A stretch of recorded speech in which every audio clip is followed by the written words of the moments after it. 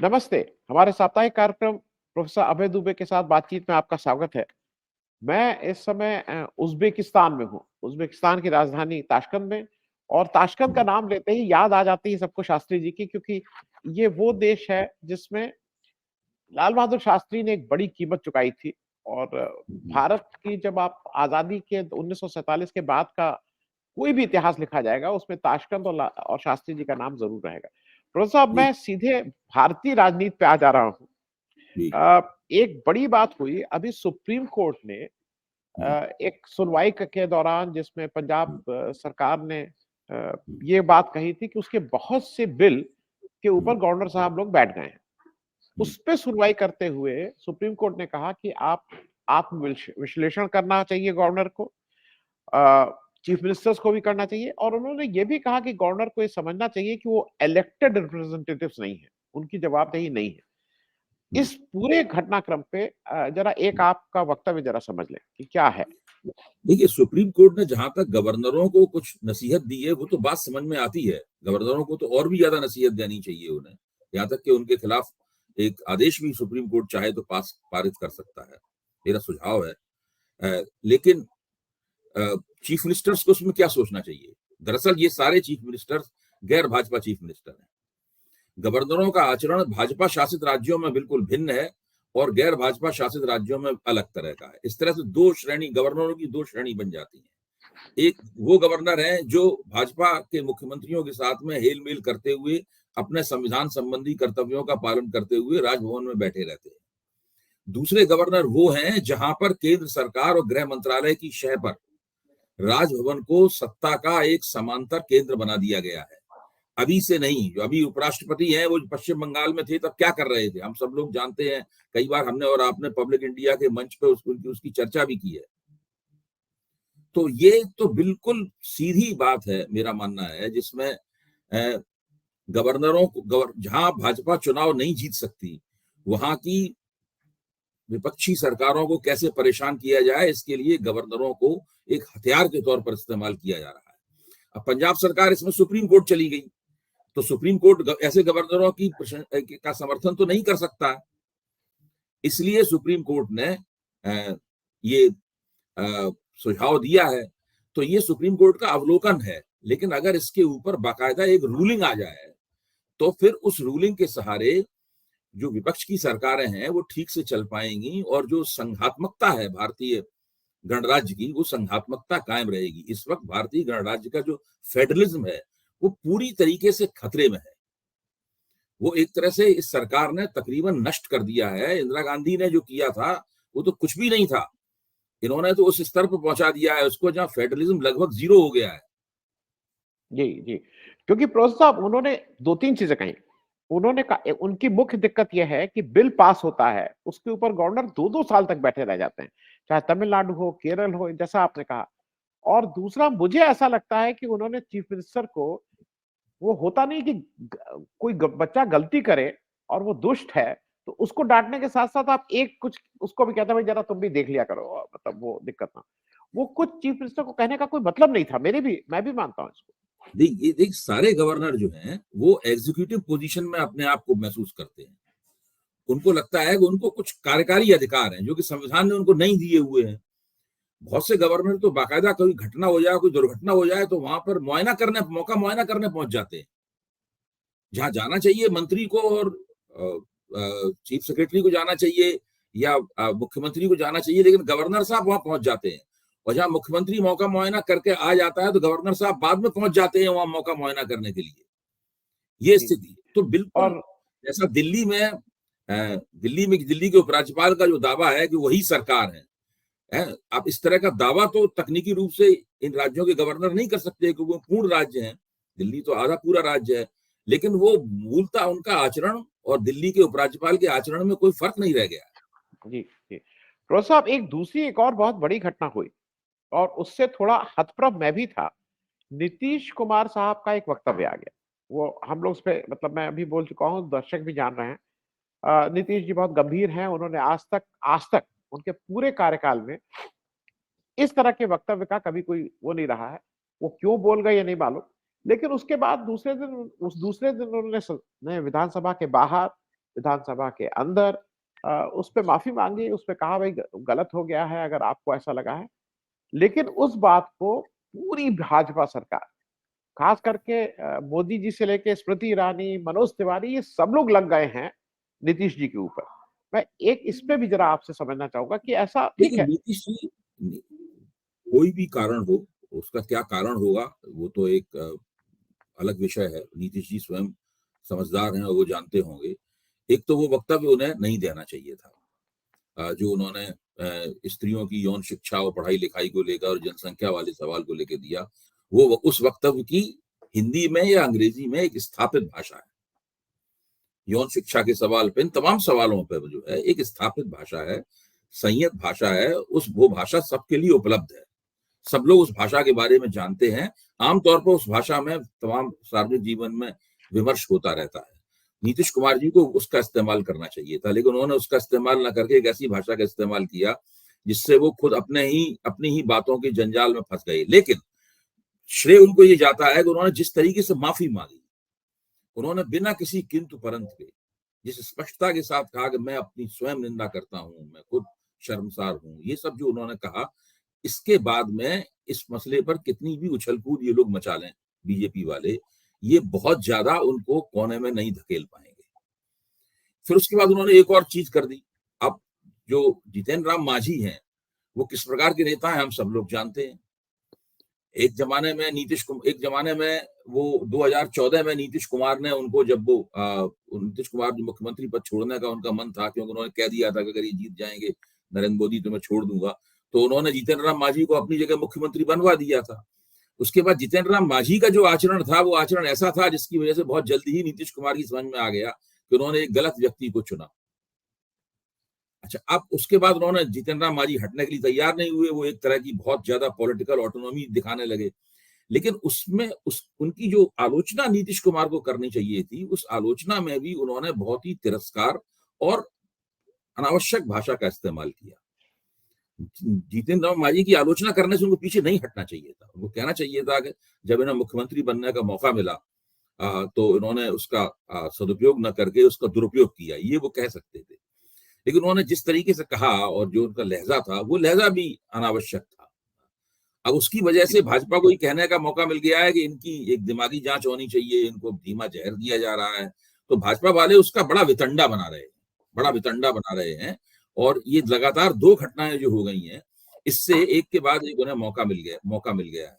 मुझे लगता है कि नीतीश कुमार जी इस वक्त जो राष्ट्रीय स्तर की राजनीति कर रहे हैं, वो बहुत जबरदस्त है। जिस तरीके से उन्होंने जातिगत, पहले इंडिया मोर्चा बनाने में उन्होंने बड़ी भूमिका का निर्वाह किया, फिर जातिगत जनगणना उन्होंने करवाई, उसके बाद आरक्षण का दायरा बढ़ाने का प्रस्ताव उन्होंने पास करवा दिया और भाजपा भी मजबूर हो गई उसका समर्थन करने में। तो इस तरह की बातें करने से उनकी इस राजनीति की धार थोड़ी सी कुंद होती है और उसकी तरफ से ध्यान हटता है। तो बेहतर ये होगा कि वो इस तरह की राजनीति ना करें, क्योंकि वो भी जानते, इतना वो तो बहुत ज्यादा बुद्धिमान व्यक्ति, हम लोग उन्हें तो ना कुछ सिखा सकते हैं।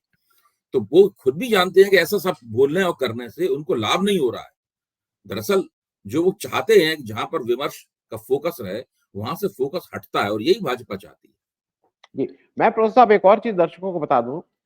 जीतन राम मांझी 2014 के इलेक्शन में जो लोकसभा का इलेक्शन था उसमें तीसरे नंबर पे रहे थे और उसके बाद नीतीश कुमार ने उनको मुख्यमंत्री की कुर्सी सौंपी थी। मैं एक चीज लेकिन समझना चाहूंगा प्रोफेसर साहब, ये नीतीश जी का जो भी ये हुआ है, स्लिप ऑफ टंग है, एक बहाव में बह गए, क्योंकि मैंने बहते हुए पहले नहीं देखा है कभी भी।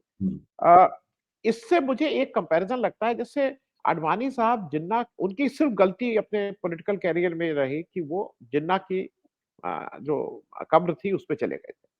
उसी तरह से मुझे लगता है कि नीतीश जी को कहीं ना कहीं वो पीएम की जो दावेदारी थी वो भी इससे अफेक्टेड हुई है इस एक बयान से, क्योंकि उनके कद। आडवाणी और नीतीश के मसले में थोड़ा अंतर है, वो हम लोगों को अंतर करना चाहिए।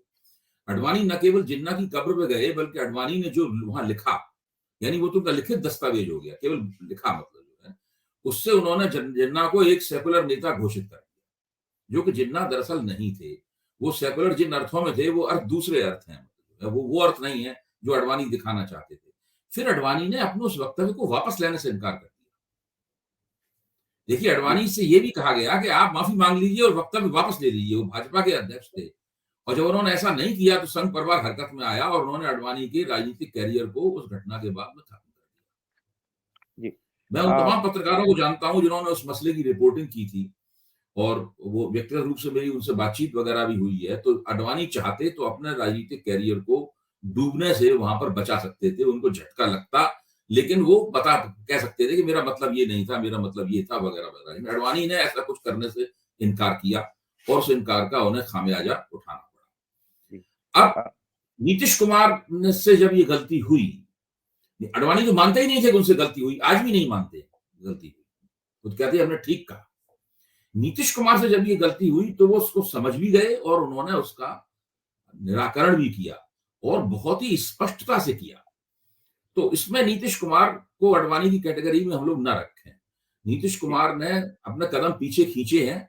अब ये जरूर मुझे लगता है कि उस कदम पीछे खींचने के बाद उन्होंने जीतन राम मांझी कांड कर दिया, तो वहां भी भाषा पे थोड़ा संयम नहीं रहा उनका। अगर ऐसी एक दो घटनाएं और हो गई तो फिर उनकी छवि जो है वो बिगड़ जाएगी, फिर उनको गंभीरता से लोग लेना बंद कर देंगे विपक्ष में।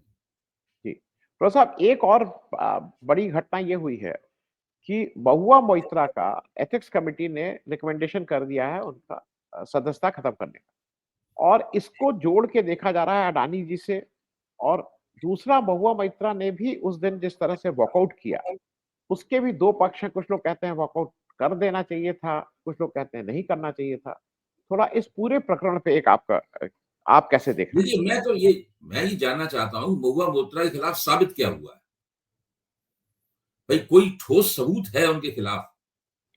मुझे तो लगता ये है कि उनके ऊपर जो पासवर्ड और लॉगिंग देने का जो आरोप था, वो आरोप भी तकनीकी रूप से कोई बहुत सब्सटेंशियल किस्म का एक्यूजेशन नहीं है, कोई ठोस सबूत नहीं है। अगर कोई ठोस सबूत होता तो उसकी जो आचरण समिति की जो कार्रवाई है, उस कार्रवाई में वो निकल कर आता। वस्तुस्थिति यह है कि महुआ मोइत्रा के खिलाफ निशिकांत दुबे कुछ भी साबित करने से रह गए हैं, वो कुछ भी साबित नहीं कर पाए उनके खिलाफ। अच्छा, अब दबाव सबके ऊपर ये है कि भाई महुआ मोइत्रा के खिलाफ कुछ करना है, तो उन्होंने महुआ मोइत्रा को निष्कासित करने का आदेश, सिफारिश कर दी उन्होंने। देखिए, उनकी सिफारिश का नतीजा ये हुआ कि तृणमूल कांग्रेस जो पहले अपने आप को महुआ मोइत्रा से अलग दिखा रही थी, खामोश थी, उसने स्पष्ट रूप से कहा है कि भाई जब उनके खिलाफ कुछ साबित नहीं हुआ तो आप उन्हें निष्कासित क्यों कर रहे थे? तो इस मामले में जितना महुआ मोइत्रा को ये लोग जेल करना चाहते थे वो नहीं कर पाए, उनको कोने में धकेलना चाहते थे, मेरा मानना है कोने में नहीं धकेल पाए। अब चूंकि सरकारी पार्टी है और एक ऐसी सरकारी पार्टी है जो कि अपने विरोधियों के लिए कोई गुंजाइश नहीं छोड़ना चाहती। अभी देखिए, लोकसभा अध्यक्ष के पास गई है सिफारिश, अब देखिए बहुत आनन फानन में उसके ऊपर वो कार्रवाई करेंगे। अगर वो महुआ मोइत्रा की सदस्यता न छीने और उनको एक आध कोई मौका दें बच निकलने का, तो वो मुझे इस पर आश्चर्य होगा। ओम बिरला साहब जो है वो फटाफट निपटाएंगे काम को। शायद हो सकता है जब हम और आप बात कर रहे हैं तब तक काम हो भी गया हो, क्योंकि उनकी स्पीड बहुत तेज है। मैं लेकिन एक दो चीजें आपसे पूछ लूं, जो जो अभी तक समझ में आ रहा है मुझे, कि वहां दो आरोप थे, लॉगिन पासवर्ड का और कैश फॉर वोट का। उसमें कुछ प्रूफ नहीं हुआ है, जो अब मुख्य मुद्दा बन गया है। हाँ नहीं, लेकिन जो अब मुख्य मुद्दा बन गया है कि उनका एथिक्स कमेटी में उनका आचरण ठीक नहीं था, उसको उन्होंने अब मुख्य मुद्दा कहीं इस आधार पर उनकी सदस्यता नहीं छीनी जा सकती है, इस आधार पर उनकी निंदा की जा सकती है, इस आधार पर उनके खिलाफ कोई प्रस्ताव पास किया जा सकता है, उनको सेंसर किया जा सकता है, उनकी सदस्यता थोड़ा छीनी जा सकती है इस आधार पर। ये कोई अपराध थोड़ी ना, ये तो व्यवहार का प्रश्न है। सदस्यता तो तभी छीनी जाएगी जबकि आप अपराध करेंगे, अपराध तो साबित हुआ नहीं है। और प्रो साहब एक चीज और हुई है इस सारे उसमें, एथिक्स कमेटी और बीजेपी सरकार एक्सपोज हुई है। मैं बता दूं मुझे क्या लग रहा है, क्योंकि विधुड़ी जी ने कहा था कि वे उनको भी बुलाया गया था और उनका तो रिकॉर्डेड है सब। उन्होंने कहा था मैं अभी इलेक्शन में व्यस्त हूं, तो मैं इलेक्शन के बाद मैं आऊंगा। उनको समय दिया गया। ये 2 दिन का समय मांग रही थी कि दुर्गा पूजा खत्म हुई थी और इनको समय नहीं दिया गया था। एक दूसरा, कल एक और चीज अजीब सी हुई, 2 दिन परसों कल ही हुई। रूबिका लियाकत जी जो एक प्रेस से रखती है संबंध, उनका इससे कोई लेना देना नहीं, उन्होंने तुरंत कहा कि ये 6-4 की वर्डिक्ट है और इवन कांग्रेस के सांसद ने भी इनका विरोध किया। वो कांग्रेस की सांसद कैप्टन अमरिंदर की पत्नी है और जिनको ऑलरेडी एक्सपेल किया जा चुका है। मैं ये बात इसलिए कह रहा हूं कि एथिक्स कमेटी ज्यादा एक्सपोज हो गई है बनस्पत महुआ मोइत्रा। देखिए, जिन पत्रकार का आपने जिक्र किया है, जो टीवी की एंकर हैं, तो उनका तो हम लोग जिक्र ना ही करें बेहतर है। ये तो वो एंकर हैं जो कि जब उन्होंने नौकरी बदली तो नागपुर में जाकर राष्ट्रीय स्वयंसेवक संघ के दफ्तर में जाकर अपना भक्तिभाव प्रदर्शित किया और वहां जाकर बोल के आई और अपने बोले हुए को बड़े गर्व के साथ सब लोगों को सुनाया। मतलब आजकल सत्ता के साथ जो संबंध होते हैं, उन संबंधों को लोग माथे पे मुकुट की तरह पहनना चाहते हैं, बजाय इसके एक पहले पत्रकार सत्ता के साथ संबंधों को छिपा के रखता था और संकोच करता था। अब तो जाके वो कहते हैं कि आज मैं बहुत खुश हूं कि मैं खुल के जो है ना अपने संबंधों के बारे में बता रही हूँ, तो उनका तो हम लोग जिक्र करें ना ही वो अच्छा है। तो ये जो एथिक्स कमेटी ने किया है, आचरण समिति ने जो किया है, इससे आचरण समिति की गरिमा का हनन हुआ है, उनकी गरिमा कम हुई है। और आगे जब कोई किसी बात पे कोई फैसला लेंगे तो फिर उस फैसले को भी लोग दूसरे तरीके से देखेंगे। प्रो साहब, एक और चीज, ये स्टेट इलेक्शन जो 5 हुए हैं, मिजोरम के तो वोट भी हो गए, छत्तीसगढ़ के आधे वोट हुए। ये 5 इलेक्शन में मिजोरम, तेलंगाना और छत्तीसगढ़ में बीजेपी का कुछ खास नहीं है, मतलब एक तरह से वो। अब इलेक्शन 2 जगह है इंपॉर्टेंट, मध्य प्रदेश और राजस्थान। अब कोई कह रहा है ये 1-1 होगा, कोई कह रहा है 2-0 बीजेपी पक्ष में, कोई कह रहा है 2-0 को। आप इन इलेक्शन में आज तक जैसा हुआ है, एक हम लोग इस पे भी एक देखिए, अपनी बात। तेलंगाना के चुनाव के बारे में मैं एक बात कहना चाहूंगा। कांग्रेस ने तेलंगाना के चुनाव में एक नया कदम उठाया है। उन्होंने एक माइनॉरिटी डिक्लेरेशन किया है कांग्रेस ने, जो कि आमतौर पर नहीं किया जाता। घोषणा पत्र के अलावा उन्होंने अलग से एक माइनॉरिटी डिक्लेरेशन किया है, जिसके अंदर उन्होंने कई बातें कही हैं कि हम आपको ये देंगे, मौलवियों को ये करेंगे, वगैरह वगैरह, बहुत सी बातें कही। इससे 2 बातें साफ होती हैं। पहली बात तो ये साफ होती है कि कांग्रेस को पक्का यकीन है कि भारतीय जनता पार्टी तेलंगाना में पहले या दूसरे नंबर की ताकत नहीं है। और जो भारत राष्ट्र समिति है, भारत राष्ट्र समिति इस कांग्रेस के माइनॉरिटी डिक्लेरेशन के मुकाबले उस पर तुष्टीकरण का इल्जाम नहीं लगाएगी, न ही वो कोई एक प्रतिक्रियात्मक हिंदू गोलबंदी करने की रणनीति अपनाएगी। भाजपा होती तो वो ऐसा करती जरूर, क्योंकि भाजपा वहां पर एक फैक्टर नहीं रह गई है वहां पर, इसलिए कांग्रेस वहां पर माइनॉरिटी डिक्लेरेशन ला पाई। अब कांग्रेस को लाना चाहिए था कि नहीं लाना चाहिए था, इससे उसका राष्ट्रीय राजनीति में क्या असर होगा, ये हम लोग कभी चर्चा करेंगे थोड़ा चुनाव नतीजों के बाद में, कि बहुत जरूरी है। कांग्रेस ने कर्नाटक में जो प्रयोग किया था बजरंग दल पर प्रतिबंध लगाने का वायदा करके, उस प्रयोग में तो कांग्रेस सफल रही, क्योंकि कर्नाटक अलग तरह का राज्य है, इसी तरह तेलंगाना भी अलग तरह का राज्य है। वहां तो भाजपा बिल्कुल प्रमुख प्रतिद्वंदी थी, इसके बावजूद भाजपा कांग्रेस का कुछ नहीं बिगाड़ पाई। प्रधानमंत्री ने जय बजरंगबली के नारे भी लगाए, लेकिन दरअसल कोई उसका भाजपा को कोई फायदा नहीं हुआ, यहां तक कि एक तरह से नुकसान ही हुआ होगा भाजपा को, जो भी हुआ। तो अब तेलंगाना में इसका क्या असर पड़ेगा? तेलंगाना में कांग्रेस बहुत शानदार चुनाव लड़ रही है, वो भारत राष्ट्र समिति से आगे है। कभी लोग कोई सर्वे आगे दिखाता है, कोई सर्वे आगे नहीं दिखाता है, लेकिन ये जरूर सब लोग मानते हैं कि कांग्रेस वहां पर एक बड़ी ताकत के रूप में उभरी है रेवंत रेड्डी के नेतृत्व में। तो अब इसमें देखने की बात यह है कि तेलंगाना के चुनाव में कांग्रेस का जो अल्पसंख्यक घोषणा पत्र है, अल्पसंख्यक घोषणा है, उसका क्या परिणाम होता है और उसका राष्ट्रीय असर क्या होता है। क्योंकि अब भाजपा इस मुद्दे को छत्तीसगढ़ और राजस्थान में भुनाएगी, वो कहेगी ये जहां भी होते हैं वहां तुष्टीकरण करने की कोशिश करते हैं, भाजपा ये आरोप लगाएगी। जहां तक छत्तीसगढ़ का सभा, छत्तीसगढ़ में 20 सीटों के ऊपर अभी मतदान हुआ है। इन 20 सीटों में 10 सीटें नक्सल प्रभावित है। तो जो मुझे एक तरह की वहां के पत्रकारों का विश्लेषण प्राप्त हुआ है, उससे मुझे लगता है कि छत्तीसगढ़ में चुनाव कांग्रेस के पक्ष में एक तरफा नहीं है। छत्तीसगढ़ में कांग्रेस जो पिछली बार 2018 में नतीजा प्राप्त किया, उसको दोहराने के बारे में तो कल्पना भी नहीं कर सकती, वो तो बहुत अभूतपूर्व नतीजा था। लेकिन कांग्रेस को चुनाव जीतने के लिए वहां पर काफी संघर्ष करना पड़ेगा छत्तीसगढ़ में, जो शायद कांग्रेस कर भी रही है। और जो भूपेश बघेल की सरकार है, उसके खिलाफ कुछ न कुछ ऐसी एंटी इनकम्बेंसी है जो उसको सुविधापूर्वक आसानी से चुनाव जीतने से कहीं ना कहीं रोक रही है। ये भूपेश बघेल और कांग्रेस की खुशकिस्मती है कि छत्तीसगढ़ में भाजपा का अपना घर काफी बिगड़ा हुआ है। बहुत देर में कांग्रेस भाजपा आला कमान ने रमन सिंह को बागडोर दी, शुरू में तो रमन सिंह को बिल्कुल उपेक्षित करके रखा हुआ, लेकिन अब उन्होंने जो आखिरी दौर में उन्होंने रमन सिंह को बागडोर दी है चुनाव की, उससे भाजपा को कुछ लाभ भी हो सकता है, क्योंकि जो बाहर से लोग भेजे गए थे उनको छत्तीसगढ़ का का नहीं पता था, तो उल्टी सीधी हरकतें कर रहे थे, उससे वो छत्तीसगढ़ में भाजपा की चुनावी जो मुहिम थी वो और भी गड़बड़ा रही थी। तो छत्तीसगढ़ में कांग्रेस आगे है, लेकिन इतनी आगे नहीं है कि हम लोग कहें कि वो आराम से चुनाव जीत जाएगी।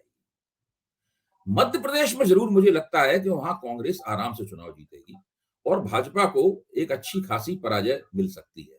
अभी वहां से जो रिपोर्टें आ रही हैं और मैं सबको ध्यान से देख रहा हूं, वहां के लोगों से बात भी कर रहा हूं और बिटवीन दी लाइंस पढ़ने की कोशिश कर रहा हूं, मुझे लगता है कि वहां पर जो पहले कहा जा रहा था कि वो फटीग फैक्टर है, मतलब लोग एक ही चेहरे को देखते हुए और एक ही पार्टी के शासन से उकता गए हैं, ऐसी बात नहीं है। मेरा मानना है कि वहां बाकायदा सरकार के खिलाफ एक नाराजगी है। इस फटीग केवल फटीग फैक्टर नहीं है, नाराजगी है, और जो परिवर्तन का एक सेंटीमेंट वहां जबरदस्त है। मध्य प्रदेश में लोग बदलना चाहते हैं और वो अच्छी तरह बदलेंगे, मुझे ऐसा लग रहा है। और इसमें ये सवाल नहीं है कि कांग्रेस का नेता कौन है, कांग्रेस के पास एक सक्षम नेता है जो अच्छे चुनाव प्रबंधक हैं, कमलनाथ वगैरह वगैरह, बहुत सी, दिग्विजय सिंह हैं जो पुराने खिलाड़ी हैं वहां के, वो सब हैं कांग्रेस के साथ में, वो कांग्रेस के लिए फायदे की चीज है और दोनों में मोटे तौर पर एकता भी है, झगड़ा भी नहीं है दोनों में, ये भी अच्छी बात है कांग्रेस के लिए। लेकिन जनता जो है वो तय कर चुकी है मध्य प्रदेश में कि अब बहुत हो चुकी भाजपा सरकार, और मुझे तो लगता है कि जनता जो है वो भाजपा विधानसभा चुनाव नहीं, वो लोकसभा चुनाव में भी मध्य प्रदेश में कुछ भाजपा को पहले ऐसे नतीजे नहीं मिलेंगे, ऐसा मुझे लगता है मध्य प्रदेश के चुनाव में। अब राजस्थान का थोड़ा हम लोग राजस्थान का सवाल है, मैं आ रहा था, जहां तक राजस्थान का सवाल है, मुझे लगता है कि राजस्थान में भाजपा एक कदम आगे है कांग्रेस से, वहां भी करारी टक्कर है, वहां अशोक गहलोत पीछे से आगे आए हैं और अशोक गहलोत भी 70, 75, 80 सीटों पर खड़े हुए हैं, और ये बड़ी बात है। पिछली बार जब इससे 18 से पहले जब हारे थे तो 30 सीटें रह गई थी कांग्रेस की, अशोक गहलोत ने किसी तरीके से अपने आप को मुकाबले में रखा हुआ है, लेकिन देर से उन्होंने शुरुआत की, और मुझे लगता है कि भाजपा और राजस्थान में अपनी तमाम समस्याओं के बावजूद, भाजपा का घर राजस्थान में भी कम बिगड़ा हुआ नहीं है, लेकिन ऐसा लगता है कि आखिर में उन्होंने वसुंधरा राजे को मना लिया। जी जी, वसुंधरा राजे ने ये बयान जो दिया है कि वो मेरा बेटा मेरी गद्दी संभालने के लिए तैयार है, उससे लगता है कि अंततः वो आला कमान के इस प्रस्ताव को उन्होंने स्वीकार कर लिया है कि वो केंद्र में आ जाएं और राजस्थान की राजनीति अपने बेटे के लिए छोड़ दें। तो ये सब जो है वो होने से शायद भाजपा उससे कांग्रेस से एक कदम आगे निकल गई। जी, मैं चलते चलते एक और प्रश्न कर लूं। एक तरफ माइनॉरिटी डिक्लेरेशन हो रहा है कांग्रेस द्वारा, दूसरी तरफ राहुल गांधी केदारनाथ जा रहे हैं, और केदारनाथ भी वो फोटो खिंचवाने नहीं गए, केदारनाथ हो जाते हैं, 3 दिन रहते हैं, जैसी खबर आई साधारण खुद खाना बनाते हैं। वहां के पंडित जी लोगों ने कहा कि भाई पहली बार ऐसा हुआ कि कोई राजनेता गर्भगृह में वो कैमरा लेके नहीं गया। वहां पे ये भी आया कि मोदी जी के कुछ समर्थक आरएसएस के 6 ग्रुप भेजे गए जो वहां मोदी मोदी चिल्लाएं। फिर ये भी तो आया हमेशा कि होता नहीं, और इसका रहस्य मुझे मालूम पड़ गया, मोदी मोदी चिल्ला। पहले मैं भी इस बात से बड़ा प्रभावित होता था कि हर जगह मोदी जी के समर्थक मौजूद हैं। तो दिल्ली विश्वविद्यालय में एक कार्यक्रम हुआ, प्रधानमंत्री उसमें बुलाए गए, मैं भी एक कॉलेज का गवर्निंग बोर्ड का चेयरमैन था, तो मुझे भी उसमें निमंत्रित किया गया। मैं आपके साथ शेयर कर रहा हूँ, मैंने किसी को ये बात बताई नहीं। तो मैं अपने एनक्लेव में, जहाँ बहुत प्रधानमंत्री जाते हैं, बहुत कड़ी सुरक्षा होती है, जहां आपकी सीट तय होती है, आपको उसी पे बैठना पड़ता है, तो मैं जाकर उस पर बैठ गया। तो जैसे ही प्रधानमंत्री आए तो मेरे पीछे 10-12 लोगों का एक समूह बैठा हुआ था, वो मोदी मोदी और जय श्री राम के नारे लगाने लगा। आप देखिए पूरा का पूरा सभागार में हजारों, कम से कम 6,000 शिक्षक और छात्र थे जिनको डिग्रियां दी जाने वाली थी, यानी पीएचडी वगैरह सब, एमए बीए की डिग्रियां दी जाने वाली थी।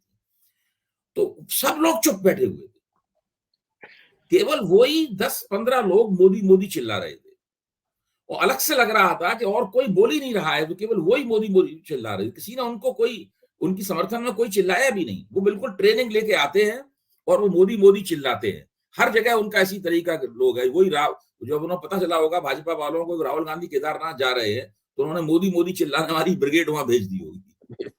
नहीं, उसमें एक इंपॉर्टेंट चीज जो मुझे लगी, राहुल गांधी का आया है, वहां के एक प्रोफेसर सती है, उनके हवाले से एक उन्होंने लिखा है कि वो जानते नहीं थे राहुल गांधी को, कहीं से उनके पास सूचना आई कि राहुल गांधी एक ऐसे व्यक्ति को चाह रहे हैं जो हिमालय की समस्याएं और उसके बारे में डिस्कस कर सके, पॉलिटिकल आदमी ना हो।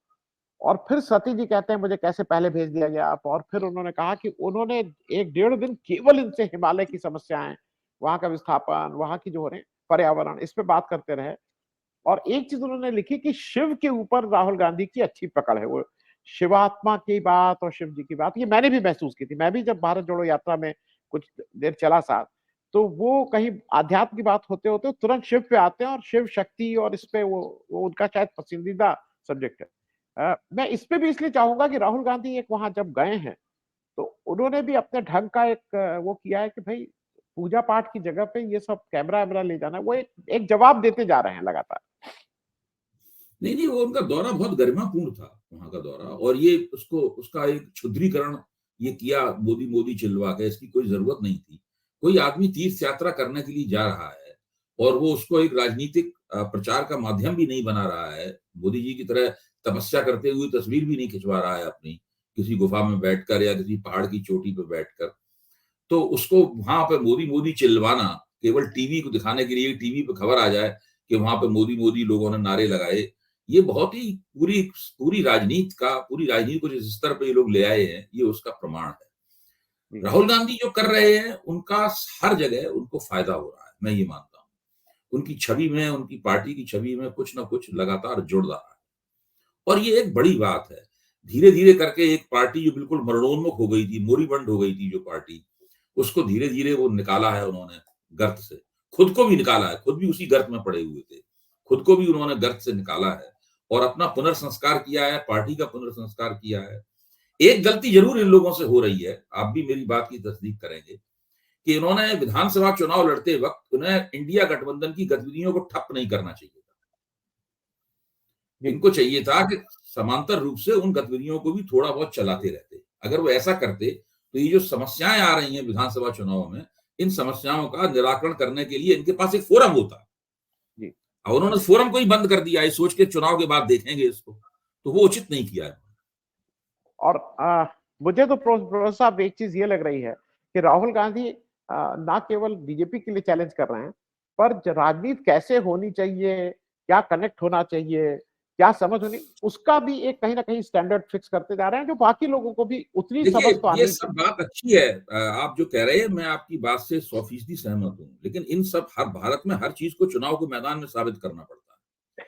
अगर आप चुनाव के मैदान में साबित नहीं करते हैं तो फिर आपकी बात किताबी बन के रह जाती है, फिर तो किताब में लिख दी जाएगी, लेख लिख दिया जाएगा आपकी प्रशंसा में, आगे तो बात खत्म हो जाएगी फिर। तो अगर इनको इन राज्यों में चुनाव जीतने हैं, इनको लोकसभा में 100 से 150 के बीच में कुछ सीटें जीतनी है, अगर ये नहीं जीत पाए तो फिर ये सब चीजें लोग तुरंत बहुत तेजी के साथ भूल जाएंगे, इनके कार्यकर्ताओं को याद नहीं रहेंगे। हालांकि कंपैरिजन ठीक नहीं, लेकिन मैं फिर भी, आपने कह दिया तो मैं बोल दूं, एक समाजवादी आंदोलन का बड़ा हस्ताक्षर किशन पटनायक रहे। उनको कितने लोग आज समाजवादी आंदोलन के रूप में जानते हैं, जबकि बेनी बाबू, मुलायम सिंह यादव, लालू यादव, ये सब लोग समाजवादी आंदोलन के टॉर्च बेरर हैं। किशन पटनायक का नाम शायद बहुत कम लोगों को पता। नहीं, बिल्कुल ठीक कह रहे हैं आपने, बहुत अच्छा उदाहरण दिया। बड़े विद्वान व्यक्ति थे, मेरे उनसे बड़े मधुर संबंध थे। जब उनकी पुस्तक छपी तो उन्होंने खुद अपने हाथ से पुस्तक कार्यक्रम में अब लिख के मुझे पुस्तक भेंट भी की उन्होंने, मुझे अच्छी तरह याद है। और मैं उनकी बातों को बहुत ध्यान से पढ़ता था। उन्होंने एक बड़ा ही भविष्यवाणी करने वाला लेख भी लिखा था, भारत शूद्रों का होगा, उनका लेख था। हाँ, तो भारत वो वास्तव में वो जो ओबीसीकरण हुआ है भारतीय राजनीति का, वो बिल्कुल उस लेख में एक तरह से उसकी भविष्यवाणी थी। बहुत बहुत धन्यवाद professor Dubey, thank you so much. अगले हफ्ते शायद मैं फिर से उज़्बेकिस्तान तब तक हूँ, तो शायद यहीं से फिर से आपसे एक बार सफर करना होगा। थैंक यू सो मच, बहुत बहुत धन्यवाद।